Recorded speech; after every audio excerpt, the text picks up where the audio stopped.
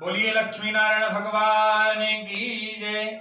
आइए आज आपको मंगोलिया की मंगलवार व्रत कथा आपको श्रवण कराते हैं। अमरावती नगर में एक बुढ़िया रहती थी। वह मंगल का व्रत करने के मंगल देवता की अनियमित पूजा करती थी। मंगलवार को सूर्योदय उदय से पहले उठकर के स्नान आदि से निवृत्त होकर के मंगल देवता की पूजा किया करती थी। लेकिन उस बुढ़िया के मंगलवार का व्रत करने का अलग तरीका था। मंगलवार को वह घर आंगन को गाय के गोबर से लीपती नहीं थी। उस बुढ़िया के यहाँ एक पुत्र था जिसे मंगोलिया नाम था। मंगलवार को उसका जन्म होने के कारण उसने अपने पुत्र का नाम मंगोलिया रखा था। उस बुढ़िया को मंगलवार का व्रत करते हुए कई वर्ष हो गए।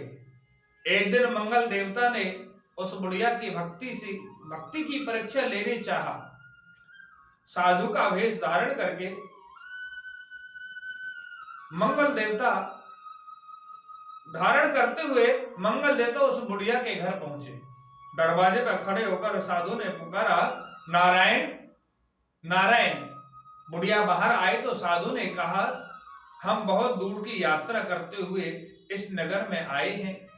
जोरों से भूख लगी है, लेकिन हम स्वयं भोजन बनाकर खाते हैं। हमारे लिए अपने घर के आंगन में थोड़ी सी जगह लीप दो तो हम भोजन कर लें। जैसे ही यह बात सुनी, साधु की बात सुनकर बुढ़िया ने कहा, महाराज मैंने मंगलवार का व्रत किया है। मंगलवार को मैं घर आंगन लीपती नहीं हूं। भोजन सामग्री मैं आपको दे देती हूं, आप स्वयं थोड़ी सी जगह लीपकर भोजन बना लीजिए। साधु ने पर बुढ़िया के आंगन में लीपने का आग्रह किया तो बुढ़िया बोली, महाराज मैं अपने व्रत के कारण आंगन लीप नहीं सकती। आप इसके अलावा जो भी आदेश करेंगे मैं आपके उस आदेश का पूरा करूंगी। साधु ने अपने आदेश को पूरा करने के लिए बुढ़िया से 3 वचन भरवा लिए। उसके बाद साधु ने बुढ़िया से कहा, अपने इस पुत्र से कहो कि यह आंगन में मुंह के बल लेट जाए। हम इसके पीठ पर भोजन बनाकर अपने भूख शांत करेंगे।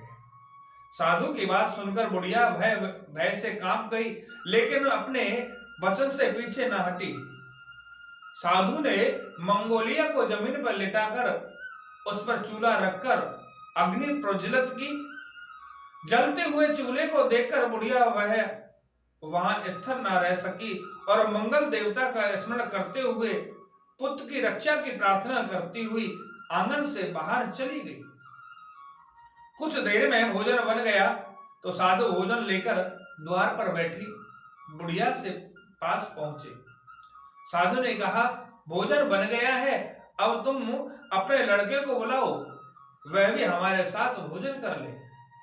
बुढ़िया तो इस आशंका से बुरी तरह भयभीत हो रही थी कि भोजन पकाते समय अग्नि की जलन के कारण मंगोलिया के प्राण निकल गए होंगे। बुढ़िया ने साधु से कहा, महाराज इतनी देर अग्नि के ताप से मेरा बेटा जीवित कहां रह पाएगा। आप भोजन कर लें तो मैं अपने मृत पुत्र के अंतिम संस्कार का प्रबंध करूंगी। तब उस साधु ने कहा, अरे तुम कैसी अशुभ बातें कर रही हो। एक बार भीतर जाकर अपने बेटे को तो यह बुलाकर तो लाओ। अच्छा तुम भीतर नहीं जाती हो तो यहीं से ही आवाज दो कर बेटों को बुला लो। बुढ़िया कांपते हुए हृदय से मंगोलिया कहकर आवाज लगाई।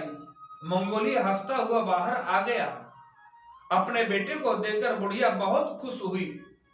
उसकी पीठ पर जलने का कोई निशान तक नहीं था। बुढ़िया उस चमत्कार को हैरान रह गई। उसने साधु के चरण स्पर्श करते हुए कहा, महाराज मेरे बेटे की लंबी आयु की आशीर्वाद प्रदान करें।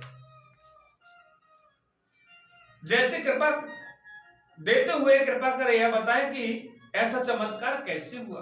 तय मुस्कुराते हुए साधु ने अलौकिक रूप से अपने वेश परिवर्तित किया और मंगल देवता के रूप में परिवर्तन होकर के बोले, मैं तुम्हारे मंगलवार के व्रत और पूजा पाठ से अति प्रसन्न हूँ।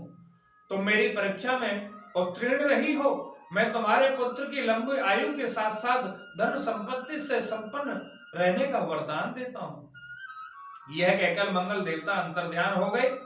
उसके बाद बुढ़िया के जीवन में सभी तरह के सुखों का समावेश हुआ। उनके घर में धन संपत्ति से भंडार भर गए। मंगलवार का विधिवत व्रत करते हुए बुढ़िया अपने पुत्र के साथ आनंद पूर्वक जीवन यापन करने लगी।